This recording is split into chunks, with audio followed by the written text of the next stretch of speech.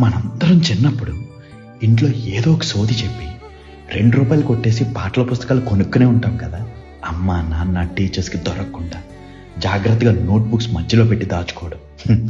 లైఫ్లో notebooks text books ఎంత చదివినా తెలియదు, కానీ పాటల పుస్తకాలు అయితే కంఠస్థం చేసేసి ఉంటాం.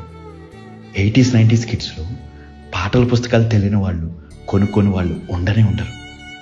పుస్తకం లేని వాళ్ళు ఆ లిరిక్స్ నోట్బుక్స్లో రాసుకొని పాడుకోవడం, కాంపిటీషన్స్లో ఈ పాటల పుస్తకాలు చూస్తూ పాడటం. హైలైట్ ఏంటంటే ఈ పాటల పుస్తకాల వంకతో మన క్రష్తో మాట్లాడే ఛాన్స్ కొట్టేసేవాళ్ళు. నా దగ్గర ఈ సినిమా పాటల బుక్ ఉంది, ఆ సినిమాది ఉంది అంటుంటే, హే అవునా నాకు ఇవ్వవా, నేను అన్నీ నేర్చుకుని నీకు మళ్ళీ ఇచ్చేస్తాను అనడం, మనం మురిసిపోతూ తనకి ఇవ్వడం. మంచి పాట నేర్చుకుని ఆ పిల్లని గుర్తు చేసుకుంటూ మనం పాడుకోవడం. అలా ఎన్ని పాటల పుస్తకాలు కొనుక్కుని ఉంటామో లెక్కే లేదు. నలిగిపోయి చిరిగిపోయి అలా బ్యాగ్లోనే పడుంటాయి. తర్వాత కొన్ని ఇయర్స్కి న్యూస్ పేపర్స్లో వచ్చే లిరిక్స్ని కట్ చేసుకుని దాచుకోవడం.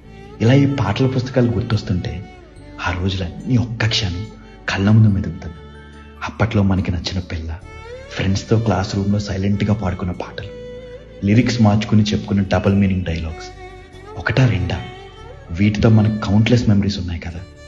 మీకు అలాంటి మెమరీస్ ఏమైనా ఉంటే కామెంట్స్లో షేర్ చేసుకోండి. ఉంటా అండి, ఇట్లు మీరు